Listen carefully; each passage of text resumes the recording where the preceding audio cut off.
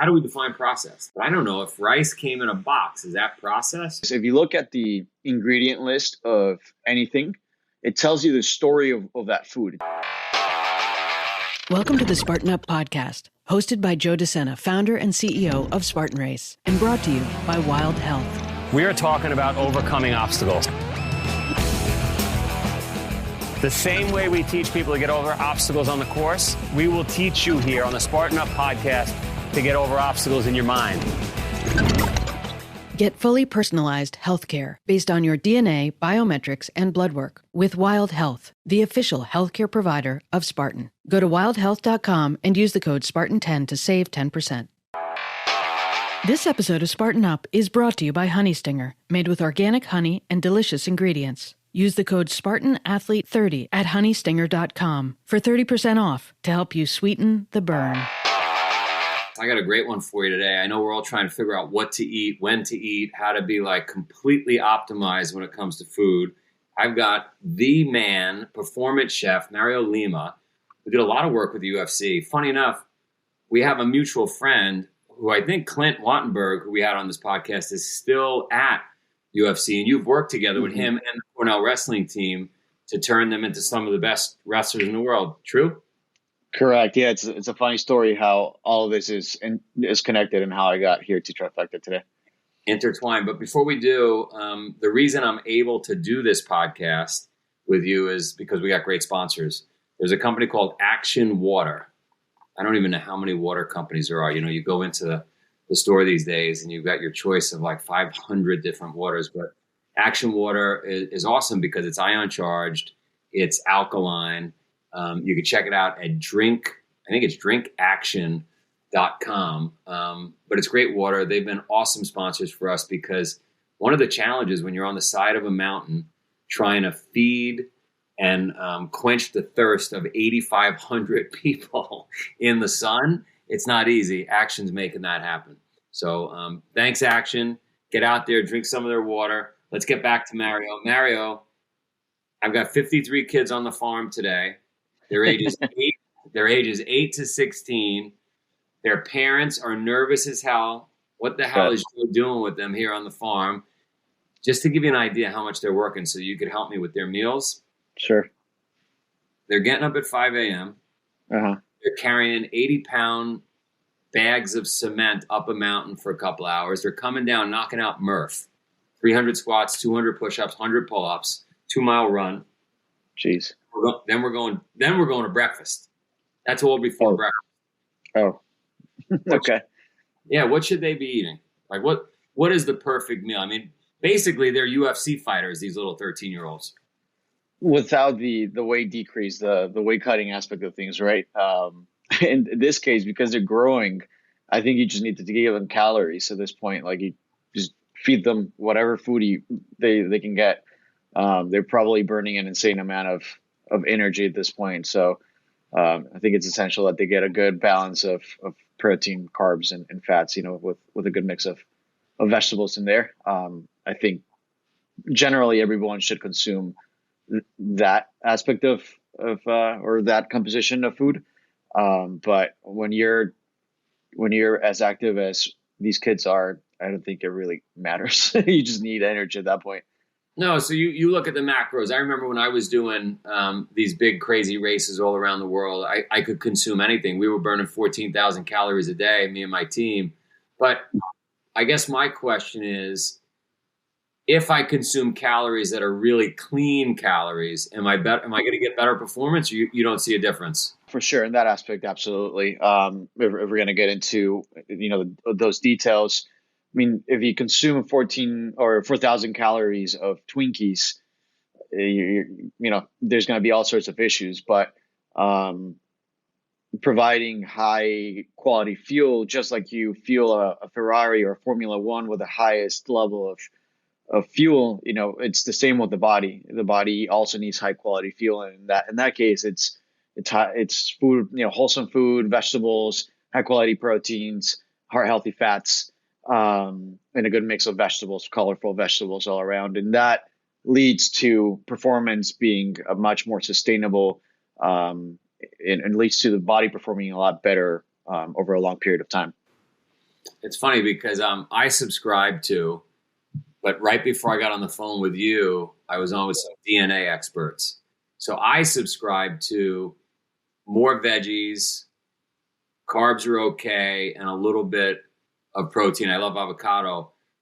But the DNA guys I was just talking to right before I got on the phone with you, everybody's a little different, right? Based on your DNA composition, maybe you perform better with a different diet. You find that? DNA testing, it's in its infancy. And this is something we were discussing here at Trifecta internally yesterday, ironically. And we have an MD and staff, Kaya Connolly, and she's very well versed in the literature that surrounds these kind of diets, per se, DNA diets. And there's no sound science that points one way or another. I think that there are genetic predispositions for sure that make a person burn a certain kind of fuel, meaning carbohydrates or fats, starchy carbohydrates or vegetables for that matter, better than others. For example, everybody in the Asian continent eats a lot of rice. And I remember, so I worked at Exos for about 2 years. Exos is a high intensity training center for athletes. The headquarters are in Phoenix. And we had the Chinese rowing team, I believe, come in, and they were training there. And culturally, Chinese eat everything with rice on the side. And if we're going to look at the macronutrient aspect of that, like you have your main meal, and then you have, let's say, 50, 65, 85 grams of white rice on the side. How is that going to process in your body? And if you give me that amount of carbohydrates, like I'm from Bolivia, I'm Hispanic, born and raised in South America. I love my rice, but my body will blow up. But compared to them, they just process that like it's nothing. So I think there's a lot that we don't know about nutrition. Nutrition is a relatively young science. So yeah, that's my take on that. I agree with you. I mean, logically, I say to myself, if you were, 20th generation Eskimo and you lived on whale blubber, you probably don't do as well on rice, right? Your body has adapted through those generations. So it's logical. And for me, I found more veggies, love avocados for my fat, and then not an enormous amount of, I think everybody could do without processed food. There's nobody that's got genetics that says processed foods are better. And ultimately, I mean, nutrition, when I work with the UFC, one of the dietitians there, Reed Rail, who works in the UFC Shanghai facility, he said nutrition. We were talking about nutrition, and he said nutrition is so independent to every single body, because we know how it should work in a body, but nutrition is all about putting inputs into the body and seeing how the outputs are on every single body, because they're going to react differently, right? Like your body's completely different from mine, completely different from anybody else's. It's like we're our own planet. So I think that's part of the process of learning what one's body likes and dislikes and adjusting to that. And that comes with iterations, that comes with practice, that comes with changing things. I think personally, the biggest challenge for me has been losing that last little bit of belly fat and understanding what my body likes or dislikes, and thinking about how my life has been, the activities I did. I was a soccer player and I ran track. So, now that I'm older, like what is my body like? So I think you bring up a really good point that nutrition ultimately is independent on a very, minute scale.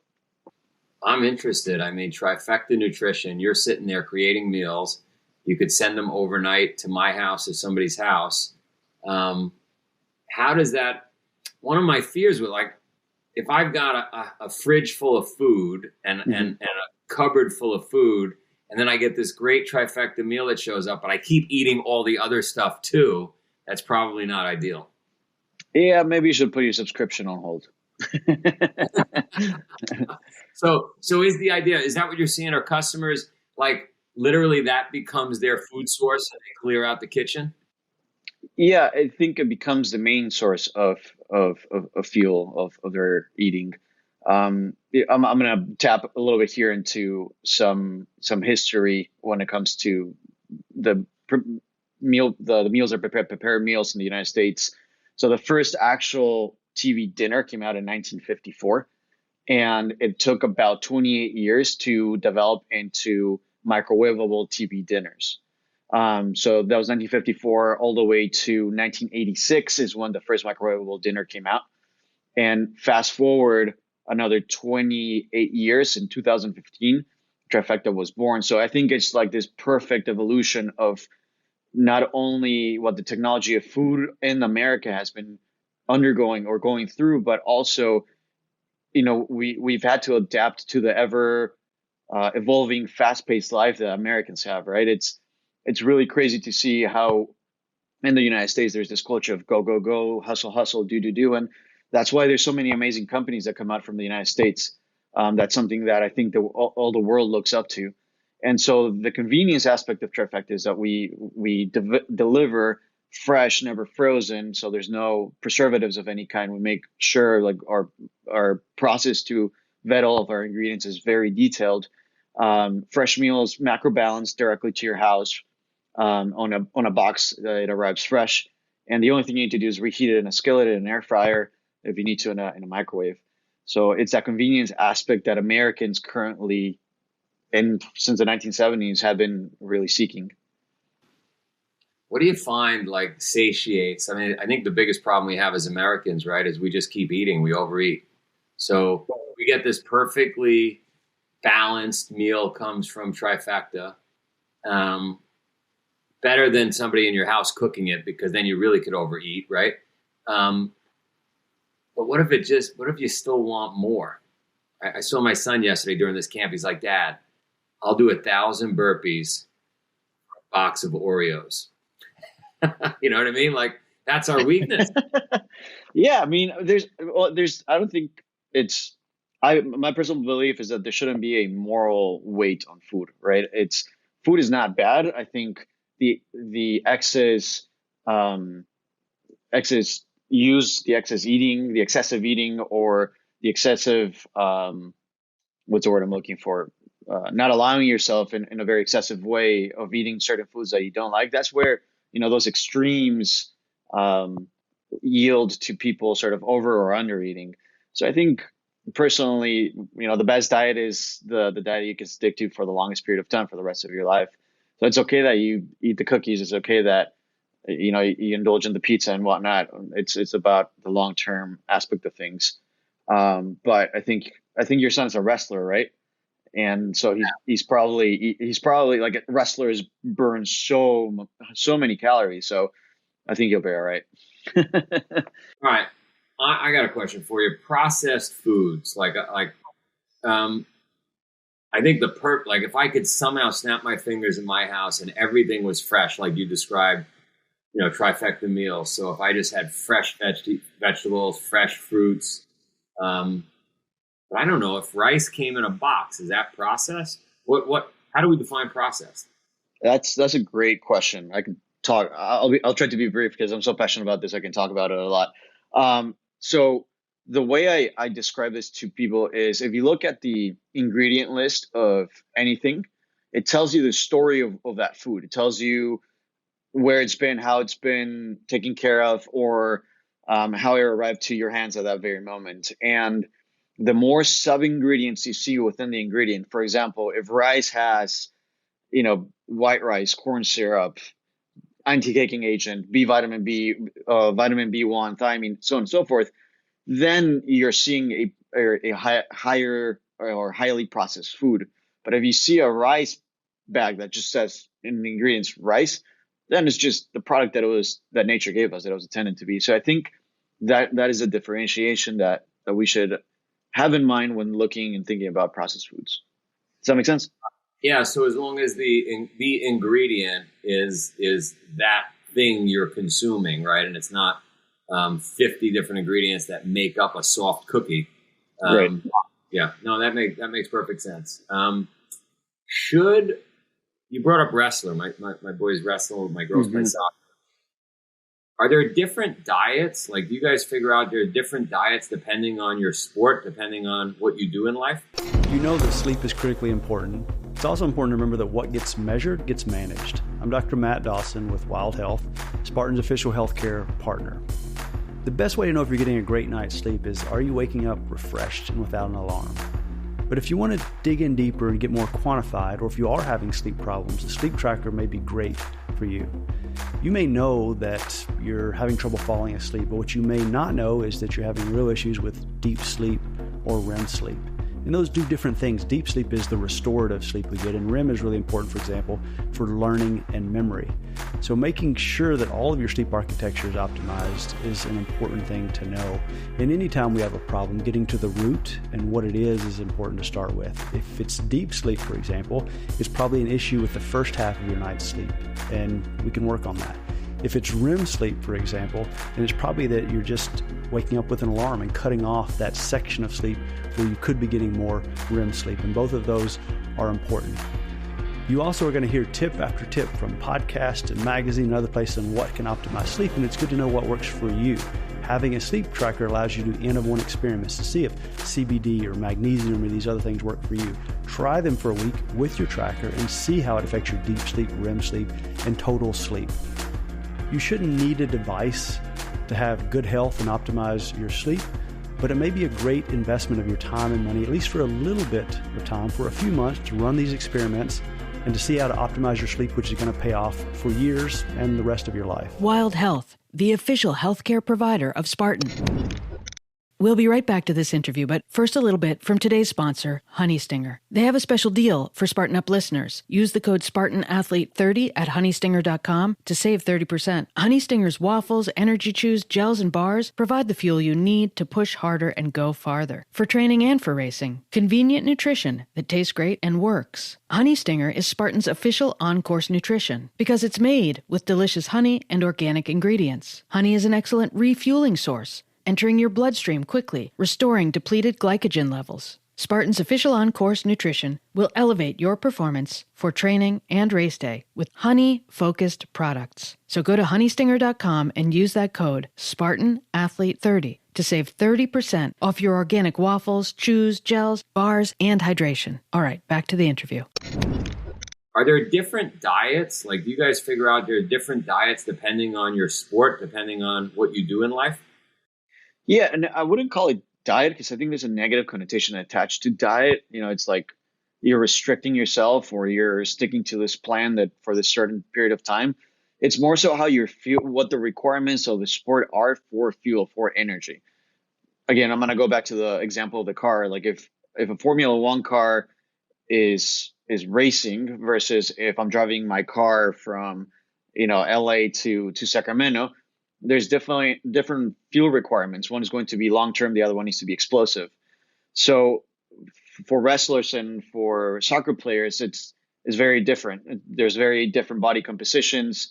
So yes, to answer your question, there are different carbs, proteins, and fat requirements for each sport that have been identified and that dietitians put into place. Then if we layer in there, if there's a matrix, if we layer in there, once the science becomes a little more advanced around genetics, DNA, combined with sport, then you've really got something, right? Yeah, and I think we don't even have to go that deep to best fuel the body. I think we also need to pay attention and pay tribute to the basics of nutrition, energy output versus energy input, calories in versus calorie out, macronutrient balance, nutrient timing. All these basics, especially for athletes or for people that are very active, still hold truth and will forever hold truth because there are the laws of thermodynamics that the body is inherently tied down to because that's how we process energy. So once those general basic sort of rules of or laws of nutrition are met and one understands how to feed and fuel the body properly, I think that we can look at the minutia. It's kind of like when in cooking, like if you don't understand your basic knife cuts, how are you going to make a little pearl made out of an oil that just drops and explodes in your mouth? How are you going to go into the modern stuff? So that's my take on that. Well, I love it. So what would you recommend for the average folks, maybe they're not an athlete, they want to be fitter, they don't know what to eat. Like, give me some basics that really just apply to everybody.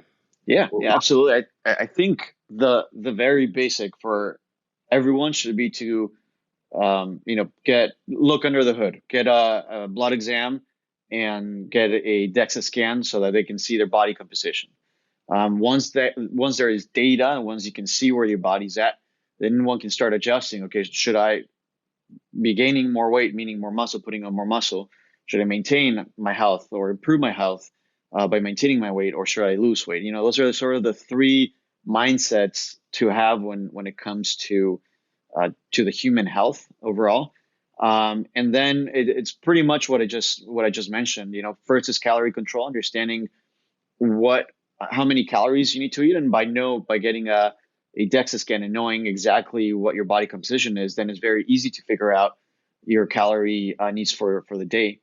Then after that is conquered, we can go into macronutrient balance, meaning knowing exactly how much fat, how many carbs, and how much protein to consume every single day, and learning that process. And then lastly, along with that, and it's not like it's one, 2, 3. They're kind of, they go hand in hand, vertically sort of integrated amongst each other. I would say staying active, whether that's walking, whether that's going to the gym, it's finding something that one likes to do, and sticking to that for the longest period of time. It should be enjoyable. Consistency and duration is the key. That's the problem, right? We all start out on January 1st. We last 20-something days, and then we're out. Yeah. And it's funny what you like. Like, what kind of exercise do you like, Joe?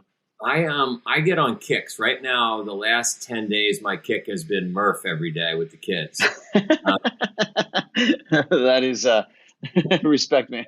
I get on crazy kicks, The prior 100 days to that, I was on the Airdyne bike every single day in the wrestling room watching the kids, 300 calories. And so for 3 years, I carried a kettlebell everywhere. For 7 years, I did 300 burpees every morning. Like, I just get on crazy kicks, Wow. But you enjoy it, right? Like, and as soon as you're done with that, like, you move into the next thing, but you're still being active. The DNA test that was just revealed before I got on the phone with you said, they understand why I enjoy it. I have certain receptors that give me so much joy post doing something hard. A lot of people don't have that response. That it is. I'm ashamed to say, according to my DNA, it's a little easier for me to do hard things. The post high those endorphins. Yeah. All right. And inquiring minds want to know. Give me the perfect breakfast, the perfect lunch, the perfect dinner. Forget about the sport I'm into. Forget about my genetics. Give me the best you got. Perfect. Okay, so you always want to have a breakfast that is high in protein. There are studies that suggest that by front loading protein into your day, you will help lessen your cravings during the day. So you're gonna feel satiated for the entire day a little bit better. And you're going to help support your lean body mass. So I would say a 2-to-1 to 3-to-1 ratio of protein to carbs in the morning. I always like adding vegetables because vegetables are your friends. And then for lunch and dinner, 4 to 6 ounces of protein. I would say half a cup to 1.5 cups of carbohydrates, half a cup of vegetables, and then your fat, whether it's a sauce, avocado, nuts and seeds as a complementary sort of flavoring agent to your meals. That's what I would do. That's easy. It's too easy. I need you guys to send me a trifecta meal, maybe something that's loaded with barbed wire and really difficult to eat. Well, I don't think those will pass our X-ray machines, but hey, I'll talk to Greg and see if we can do something for you. Where do you cook everything? Where do you prepare it? So our headquarters are in Sacramento, California, and our main massive kitchen is in Anaheim. And you ship everything from California? Yep, we ship nationwide, everything from California. A bright orange box arrives to all of our customers' doors every Friday. I love it. I mean, we in a normalized year, we have like 1.5 million people registering for races. this year, because we're coming out of COVID, it'll only be like 1.1 million. There's still a lot of people stuck on the couch. They grew roots, apparently. But we could take those million plus people, and I would imagine at least for 2-3 weeks before they race, maybe 4 weeks, they probably want some healthy meals, to get ready. Yeah, absolutely. I mean, getting ready for a Spartan race it takes a little bit of a plan. I was going to do the one in Hawaii, but then I didn't have a plan, so I'm not going to do it. Maybe I'll see you there. How about that, Joe? I would meet you there. I will give you a plan. I promise you, I'll give you a plan that'll help you crush it. Okay. We'll send you the food and, we'll tackle it that way. And we're having a luau the night before that event. Let's do a trifecta luau the night before the Hawaii race. I like that idea. How did I find you? How did I find Trifecta? Trifecta, at Trifecta on Instagram, TikTok, and Twitter, Trifecta Nutrition. And then our website is trifectanutrition.com. You're awesome. All right. Well, I will see you at the luau in Hawaii. Shoot me an email. Everybody knows my email, joe@spartan.com. I'll give you a quick training plan. You're going to crush it. This episode of Spartan Up is brought to you by Honey Stinger, made with organic honey and delicious ingredients. Use the code SpartanAthlete30 at honeystinger.com for 30% off to help you sweeten the burn.